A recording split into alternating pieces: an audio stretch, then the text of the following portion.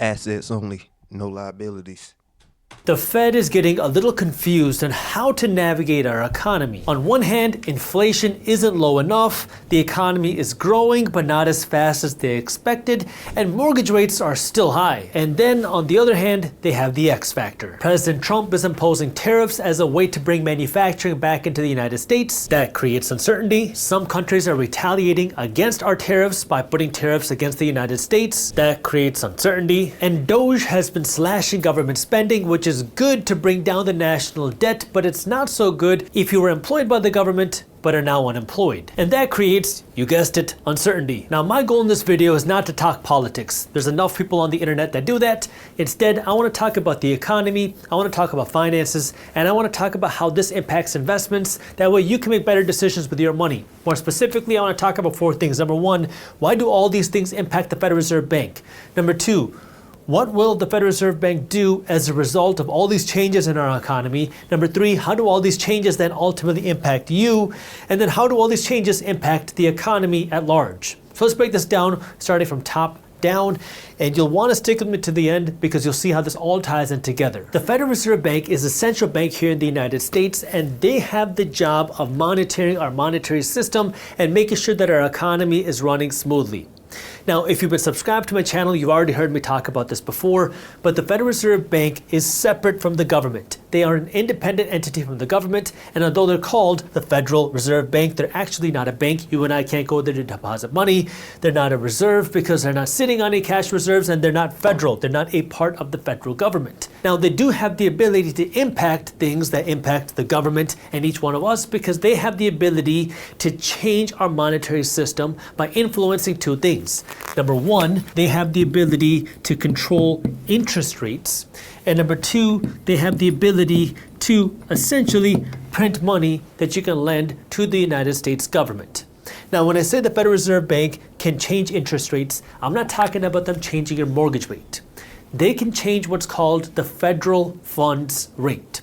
This is the interest rate that banks pay one another when they lend each other money. But that ultimately will affect your mortgage rate or your credit card rate or your car loan rate because that federal funds rate is how much money the bank has to pay to borrow money. So the federal funds rate, think of it like the wholesale cost of a bank to borrow money, and then they sell it to you at the retail rate. So if the federal funds rate falls, banks can charge you lower rates where they're ultimately selling you loans through your mortgage or car payment or credit card. Now, when the Federal Reserve Bank is making that decision to raise or cut interest rates or to print money and lend it to the government, what they're ultimately looking at are 2 things. Number 1 is maximum employment and price stability. Those are the 2 mandates called a dual mandate for the Federal Reserve Bank. Meaning, they make their decisions to impact our economy by looking at these 2 things. They want to see low unemployment and they want to see low inflation. So let's play through a few hypotheticals. When there is high unemployment, meaning a lot of people are out of a job, the Federal Reserve Bank will try to stimulate the economy by encouraging people to spend to boost the economy, to boost hiring. So when the Federal Reserve Bank wants to boost hiring, what they're going to do is they might print more money. That way the government can spend more money. Because if the government spends a lot of money, well, they might hire more contractors. They might give more contracts to more businesses. They might encourage more spending somewhere to encourage businesses to hire people. They might also cut interest rates because as interest rates go down, people generally spend more money. Now, our economic system runs on spending. The more money somebody spends, the more money a business makes, and the more money a business has to hire people. So the Federal Reserve Bank is ultimately working to stimulate the economy, to encourage businesses to hire more people. The way they do that is by printing money, cutting interest rates. So when there's a concern about high unemployment, then they can print money or cut interest rates. If unemployment is very low, kind of like what we're seeing today where unemployment is low, then what the Federal Reserve Bank might do is print less money because that money printing can cause inflation. They might even work to raise interest rates as a way to cool down the economy to avoid it getting too overheated. Now, if you're wondering what does that mean for today's economy, hold that thought for a second. Second, the Federal Reserve Bank is working for what's called price stability, meaning they want low inflation. And so when the Federal Reserve Bank doesn't have any worries about inflation, they'll feel more comfortable printing money. When the Federal Reserve Bank is not worried about inflation, they'll feel more comfortable cutting interest rates. When the 2020 pandemic hit, there was really no worries about inflation leading up to the pandemic or even after the pandemic. And so we saw a huge amount of money printing by the Federal Reserve Bank to fund huge stimulus programs. We also saw interest rates cuts to the lowest levels ever. That all stimulated the economy, but of course that created the inflation problems. Then once inflation became a problem, the Federal Reserve Bank tried to correct the problems by trying to raise interest rates, which they did, and by printing less money, which they also kind of did. Now the problem is you can't retroactively fix a previous inflation problem without seeing deflation. What they're doing right now is just trying to see disinflation. Deflation is when the prices of things fall. That would actually correct for the previous inflation that we saw in 2020 and 2021 and 2022 and 2023 and even 2024. But we're not seeing deflation. And the Federal Reserve Bank doesn't want deflation because that's bad for the economy. Instead, what the Federal Reserve Bank wants is disinflation. Disinflation is when the rate of inflation goes down. It doesn't mean that the prices of things are falling. It just means that the prices of things are rising less fast. That's what the Federal Reserve Bank is working for. And this is where right now the Federal Reserve Bank feels that, okay, inflation is coming down. It's not at the 2% level yet, which is what they want, but it's not as high as it was back in 2021. So inflation is okay, and unemployment is still low. That's why the Federal Reserve Bank felt okay starting to cut interest rates again as a way to start potentially stimulating the economy. Now, the Federal Reserve Bank says that they want to keep cutting interest rates, but they're also concerned about other things that could happen in the economy, which leaves them a little bit confused. For example, if you've been watching my channel or reading Market Briefs, my free financial newsletter, you've heard of all the news going on with tariffs. And some people say that tariffs could make the inflation problem worse. Some people say that tariffs could put the United States into a recession. And even President Trump has come out and said that if there is economic pain, that economic pain would just be short-lived. And then once we get over that, you're not going to have the same economic pain. Now you can start to see how all these things bring uncertainty, which brings us to question number 2. What will the Federal Reserve Bank do as a result of this uncertainty? Now I want to remind you that if you are an investor and you want to stay up to date on what's happening in the financial news like this, my team at Briefs Media publishes a free daily newsletter called Market Briefs, where we're breaking down what's happening in things like the economy, the stock market, the housing market, the crypto market, and the global economy into a fun and witty and easy to read newsletter. We have hundreds of thousands of investors that are reading Market Briefs every single morning, and it's completely free. So if you have not joined Market Briefs yet, I got the link for you to join. That way you can stay up to date on what's happening down in the description below. Now, based on all the economic changes that we're seeing, the Federal Reserve Bank has essentially 2 options. They can be proactive or they can be retroactive. Proactive means the Federal Reserve Bank is going to kind of predict what President Trump and this administration is going to do in the economy, and then they're going to predict what the impacts are going to be. For example, they're going to predict what tariffs are going to be applied to which countries, and then they're going to guess what the impacts of those tariffs are going to be. So to put that in action, the Fed could say, we believe that Trump is going to impose a lot of tariffs. We then believe that these tariffs are going to cause inflation to become worse. And as a result, we, the Fed, are worried about price stability, inflation, so we're going to raise interest rates proactively to protect us against whatever might happen in the future. Or on the flip side, the Fed could say, we believe that Trump is going to pass tariffs. We believe that these tariffs are not going to make inflation a problem, and so now we're not going to do anything because we believe these tariffs are not going to cause problems. That is what it means to be proactive. The other side is the Fed could be retroactive, which is the Fed is going to wait and see. We're going to see what tariffs get passed. We're going to see what that does to inflation. If inflation becomes a problem, then maybe we raise interest rates in the future. If inflation is not a problem and the economy is still very hot, maybe we're going to raise interest rates, but we're going to wait and see. And so the question is, what is the Fed going to do? Which option are they going to pick? And based off of the information that we have today at the time we're recording this video, it seems like the Federal Reserve Bank is going to play the let's see what happens game. In their most recent meeting, Jerome Powell, who is the chairperson at the Federal Reserve Bank, says that we are in no rush to cut interest rates right now. And the reason why we're in no rush is because they want to wait and see what's going to happen with the new economic policies. They're going to want to see how that impacts different parts of the economy, how it's going to impact inflation. And so as a result, they don't want to cut interest rates too aggressively. They don't want to raise interest rates. They just want to wait and see what happens. So now that you know that the Federal Reserve Bank is going to play this let's see what happens game, now the question is, well, what does that mean for you? Well, it depends. This will primarily affect you if you are borrowing money or you're thinking about borrowing money in any sort of capacity. Because remember, when you go to borrow money, you're going to go to a bank to borrow money. And when banks lend you this money, that is a horrible arrow, by the way. When banks go to lend you money, they're going to lend you money at whatever retail rate is. This could be the credit card rate. This could be the mortgage rate. This could be the car loan rate, whatever the retail rate is for that debt. But remember, banks have to pay a cost to get that money in the first place. This cost is called the federal funds rate. This is the rate that banks pay to borrow this money from another bank. That's a much better arrow, by the way. So when banks go to borrow money from another bank, they're paying the federal funds rate. This federal funds rate is set by the Federal Reserve Bank. So if the Federal Reserve Bank says that we're not going to cut interest rates as aggressively as we thought, then what that probably means, what it seems like, is these interest rates are not going to be coming down, or at least not drastically. So if you're thinking about buying a house, buying a car with debt, or refinancing your debt, you might not see a drastic drop in those interest rates from the bank unless we see something change in the economy. This is based off of what the Federal Reserve Bank does. I mean, of course, there's a lot of uncertainty in the economy. In 2020, nobody expected a pandemic to come in and drastically change our economic system, but based off of the information we have today, it doesn't seem like we're going to see a drastic drop. So this impacts you, of course, if you're thinking about borrowing money, or if you have debt, you're thinking about refinancing that debt, but it also affects you if you are some sort of investor, because interest rates on debt also affect asset values.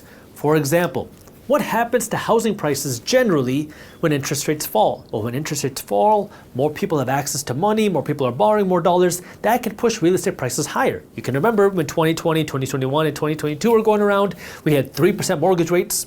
Everybody was borrowing a ton of money and bidding wars were everywhere. Housing prices shot up. So lower interest rates can help asset values go up even more because it gives people access to more cheaper dollars. And when people can borrow cheaper dollars, asset values can rise. It's the same thing in the stock market. As interest rates go down, generally, again, not always, but generally, that can help stock values go up because that means not only can people borrow more money to invest in stocks, but institutions, hedge funds, wealthy individuals can borrow tons of dollars at very low interest rates and dump that money into the stock market, and maybe they're willing to pay higher valuations for those assets.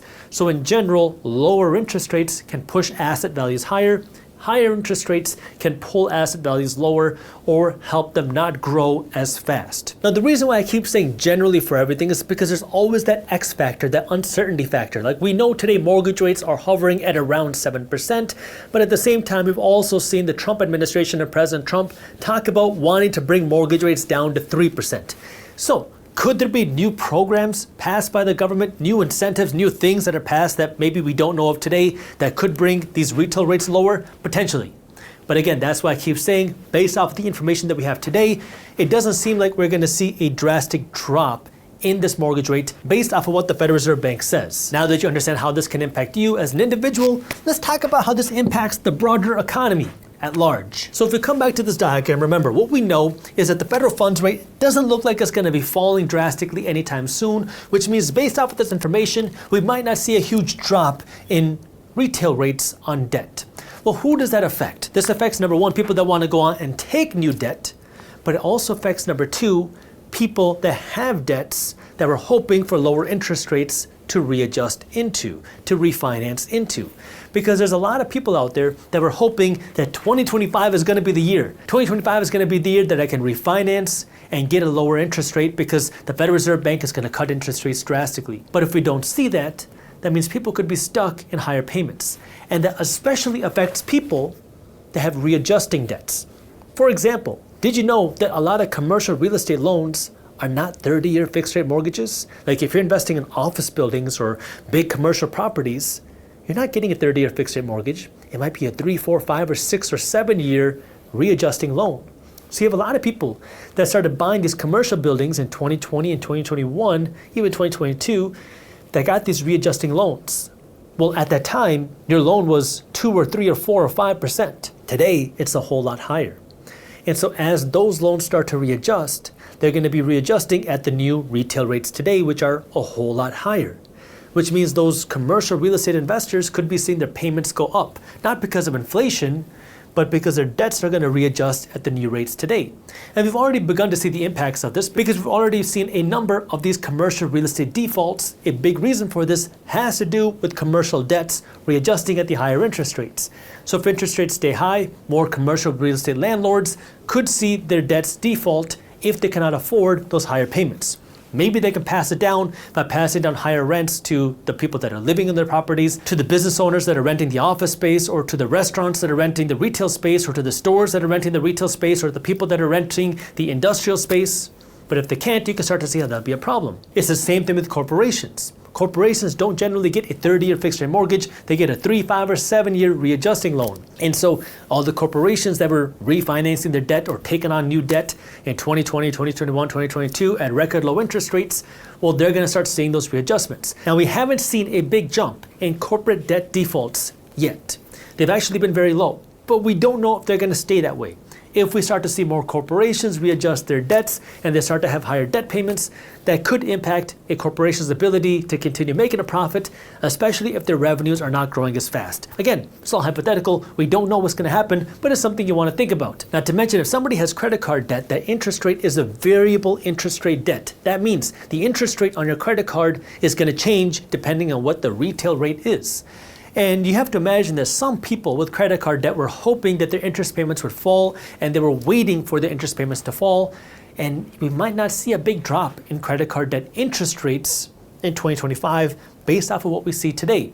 Now, we've already seen credit card debt defaults rise to a multi-year high, but if interest rates stay high, you imagine that maybe we'd start to see even more credit card debt defaults, which could, of course, impact the economy. Now, if you are in credit card debt, one of the things that can help you is moving some of your balance or all of your credit card balance to a 0% APR credit card. That way you have some time, 12, 18, maybe 24 months, to attack that credit card debt aggressively and not have to worry about the interest. I've worked with a company called Finance Buzz. They are an advertiser for the Minority Mindset to write an article on some of my favorite credit cards, whether it's 0% APR credit cards or best cashback credit cards, best travel credit cards, best business credit cards. If you want to read that article, I mean, it's free, it's just an article. I have that link for you down in the description as well. And there's two small last things that I want to say about higher interest rates affecting the economy. Number one, generally, you cut interest rates to stimulate the economy. You raise interest rates to bring the economy down, to cool the economy, to protect it from overheating. So a lot of people would say that, well, we're cooling down the economy by keeping interest rates so high right now. But the second thing I'd also like to add to that is that if we look at historically, over the last 50, 60 years, interest rates today are really not that high. We're kind of like below the average of where we've seen over the last 50 or 60 years. Yes, interest rates are high based on what we've seen over the last 2 decades, but if we take a look at a longer time span, interest rates are still not that high. So take that for what it's worth, but what we know is that higher interest rates are generally there to cool the economy, and they can cause more defaults, especially when you have readjusting debts. We've already seen the impact of that in real estate. We haven't seen it in the corporate world. Maybe we could see it, and we've also seen it happen in the credit card world, where consumers who have a lot of credit card debt are now defaulting at multi-year, actually more than 10-year high rates. So something to pay attention to, because of course that can have a trickle-down effect in the economy, but we haven't seen a trickle-down effect yet with that. So a lot of changes happening in the economy, a lot of changes happening with the Federal Reserve Bank, a lot of changes happening with the government. If you want to stay up to date with what's happening, my team at Market Briefs has a free newsletter. Again, I have that link for you down in the description, and I'll be working to keep you posted on YouTube as well. President Trump. Man, watching this feel like I'm in college again. Let's get this money, y'all. Assets only, no liabilities.